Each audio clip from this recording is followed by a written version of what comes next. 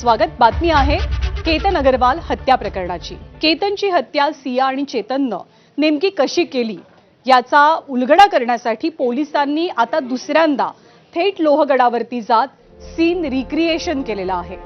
आधी सिया आणि आता चेतनला सोबत घेऊन पोलिसांनी लोणावळ्यातील लोहगड किल्ला परिसरामध्ये गुन्ह्याच्या सीनचं रिक्रिएशन केलं।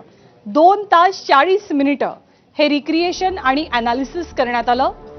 हत्येच्या दिवशी चेतनने एक हुडी परिधान केली होती, ज्यात तो सीसीटीव्हीत कैदही झालेला। त्याने तोंडाला मास्क लावलेला आणि कानात हेडफोन होते।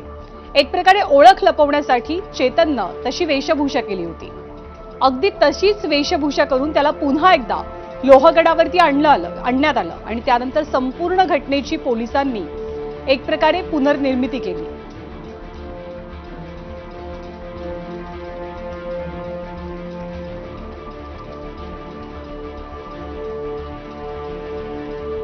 आणि या संपूर्ण घटनेमध्ये सियाचे वकील नेमके कोण या मुद्द्यावरनं आणखी एक ट्विस्ट पाहायला मिळालेला होता।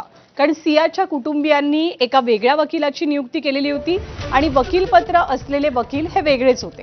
त्यामुळे सियाचे वकील आशुतोष श्रीवास्तव की विपुल दुशिंग यावरनं वाद झाला। पण आता सिया गोयलचे वडील प्रवीण गोयल यांनी सियाचे वकील हे विपुल दुशिंगच असल्याचं स्पष्ट केलं।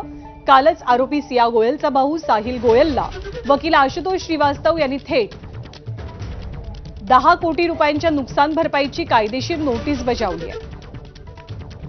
आशुतोष श्रीवास्तव यांना सियाचं अधिकृत वकीलपत्र मिळालेलं नाहीये अशी माहिती सुद्धा समोर आली आहे।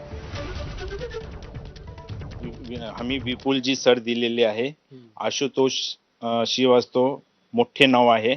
आम्ही त्यांना काय दिलं नाहीये, हायर काय केलं नाहीये आणि काय सिग्नेचर्स वगैरे जे माझी पोरींनी दिली असेल तर त्यांना काय माहित नव्हतं। एवढं त्यांनी सिग्नेचर दिली असेल ते मी मान्य करतो, पण आम्ही त्यांना काय हायर नाही केलंय। आमचे जे केस लढणार ते विपुलजी सर लढणार आहे शेवटपर्यंत आणि त्यांना आम्ही हा केस दिलाय। ते जे श्रीवास्तव आहेत मग त्यांनी फसवून सही घेतली का? मला काही माहित नाहीये, त्या संदर्भात मी काय बोलू शकत नाहीये। तसं काहीच नाहीये, ते मुलाला माहिती आहे। आणि यानंतर बातमी राज्यभरामध्ये